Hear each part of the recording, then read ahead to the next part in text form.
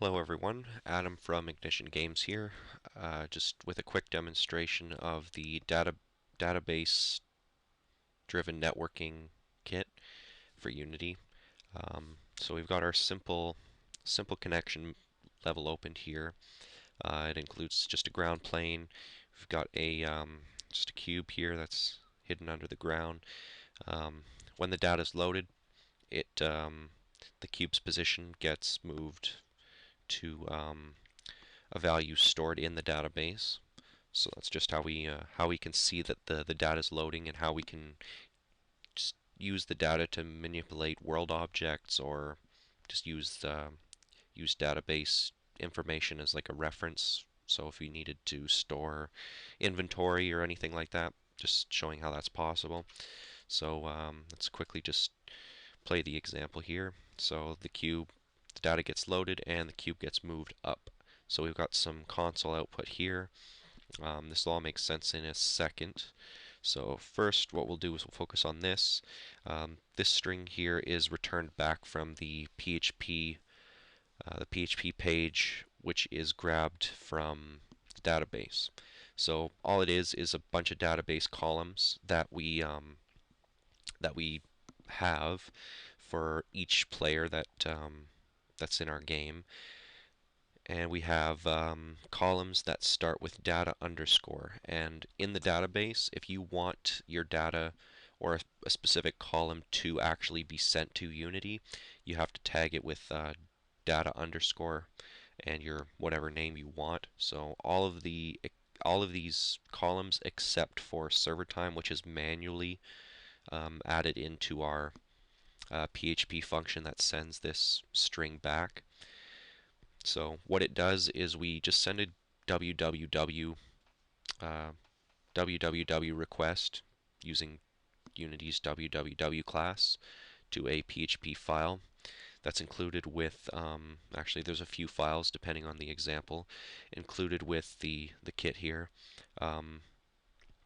We make the connection, and then PHP grabs all the values from our database row that pertains to our player here and sends it back in a big long string. Um, the string is split up by a few things. Each variable is actually split by a semicolon. That's the first thing we split when we actually want to grab the values from each variable here. Then once we split this by semicolons, we split each variable by the equal sign so we can actually get the value here. So as you can see, we've got this last variable is data underscore last position. What we would do is we would split each of these variables here by the semicolon, and then we would split each variable by the equal sign. So then we would be able to extract this, in this case it's a vector 3. So we use this position here to actually transform this box. So we'll open up the script just to show how this works. So simple connection script. Actually, I should mention first, there is a prefab in this mission also called simple connection, which just has an empty game object with the simple connection script component attached to it. So as you can see, all of the values that are down here in this string have actually been extracted and placed into this server connection object, which is actually just a class that's defined in the script here. So we have this class that is defined. We define each variable that we want to store, that we're actually expecting to get back from the database, and then we create a variable called server connection, and then we create a new instance of this class for it. So this class is just a storage class. It's only used for grabbing these values for however you want to use it in your game. It's kind of hard to explain all this because you could literally do anything with these values. We're just moving a cube in this example and loading a couple other. This is a string. It could be set to anything. We're just loading something just to show you. We also have a username that we're loading, and the user ID, which is just our ID that pertains to our database row, so that we're loading the same one every time. So this is our download data. This is the www request. It's basically just making a request to a PHP file that's included with this kit, and it's sending the user ID along as well. Um, if we're successful, um, we call this function split data into array, sending the actual text that's returned back from the www request. Now this split data into array is basically the function that takes this big long string here, this one here, and it actually splits it into variables, splits this string into separate variables, and then splits the variables by the equal sign so that we can actually take the value from it and stick it in our reference class here. So first we got a for loop, and then we're splitting the string data which is passed along. We split it by the semicolon, like I said. So this for loop, setting a line variable. So line, for the first loop of this for loop, line would equal, if we look at this, line would equal server data dot server underscore time equals, and then this is 143.099 whatever. This is what that does. So it splits each of these little things by the semicolons, so we have each actual variable. Then next we split each variable by into it. Well, we split it. We create a fields variable, and then we split each line, which is the full thing.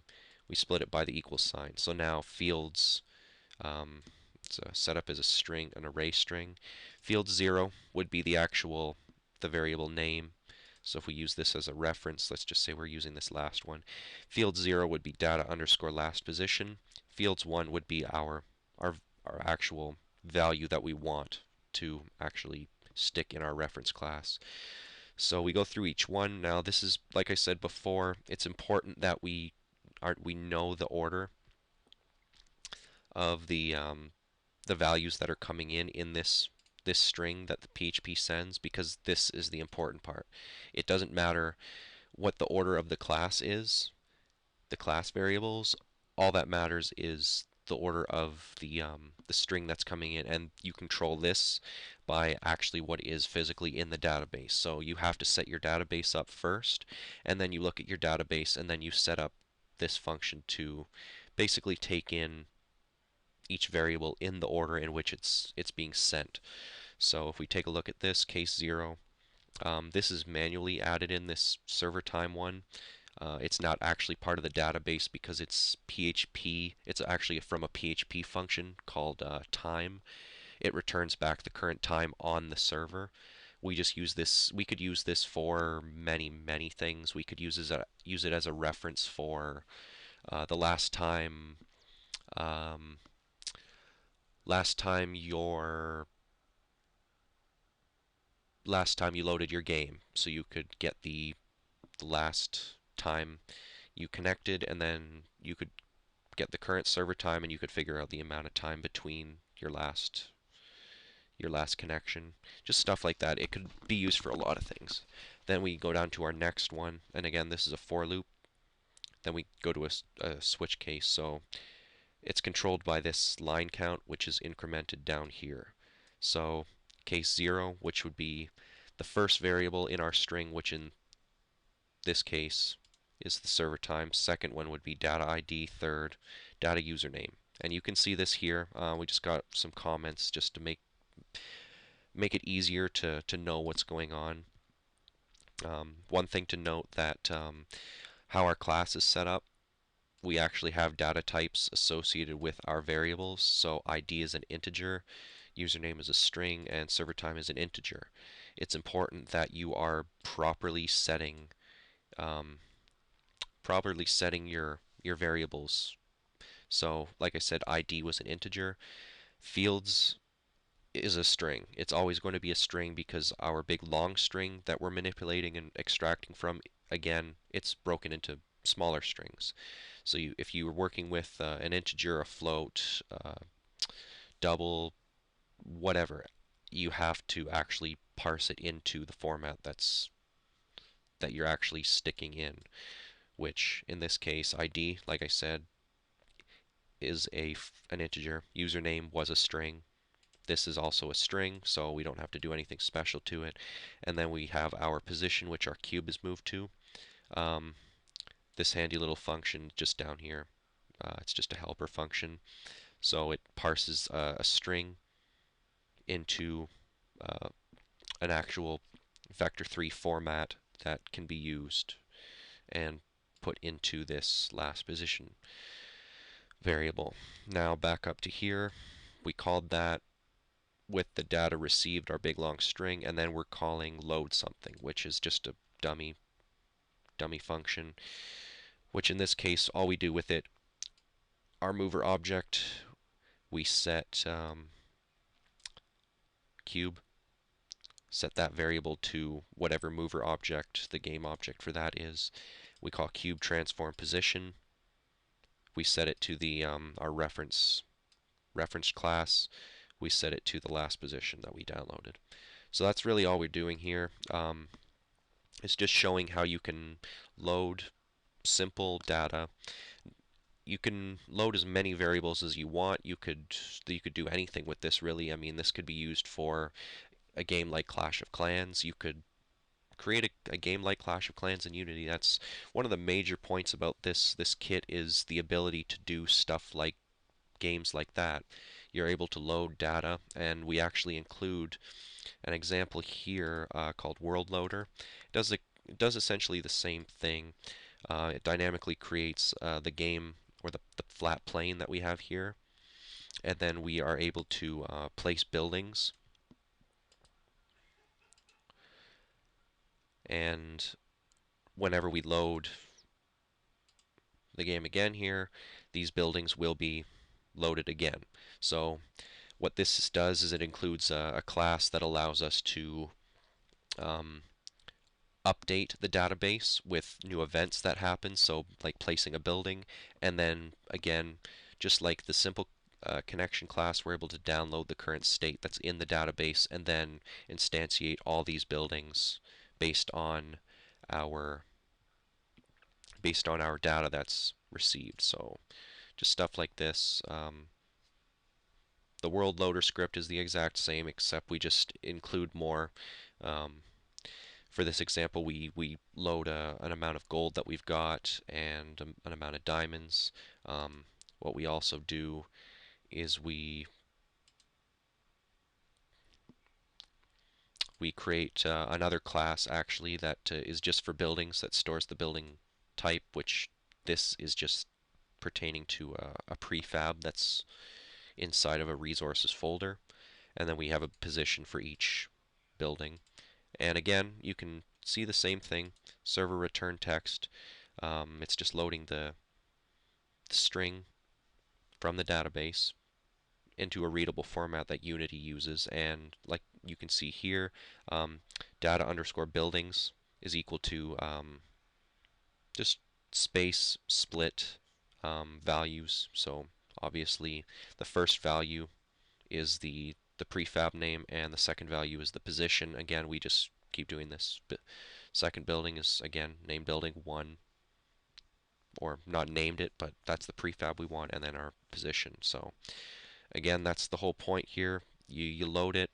It uses the same ID for that's stored in a player pref in this case, and it loads the correct row from the database and returns back our data that we want. And then we put our data into a storage class that we can reference throughout Unity for any script we want. And in this example, we place buildings around on the ground, and we're able to place more, and it updates each time we do. So that's just a quick video demonstration of what is possible with the examples in the database-driven networking kit for Unity. I hope that at least somebody finds this useful, and if you've got any questions, you can visit ignition-games.com, go to the contact page, and send me anything you have if you're interested in buying the kit, or just have any questions, or even ideas for examples that could be included, because there are plans for the far distant future to keep adding more and more examples that people can do with this, and there are a lot, trust me. So again, thanks for watching.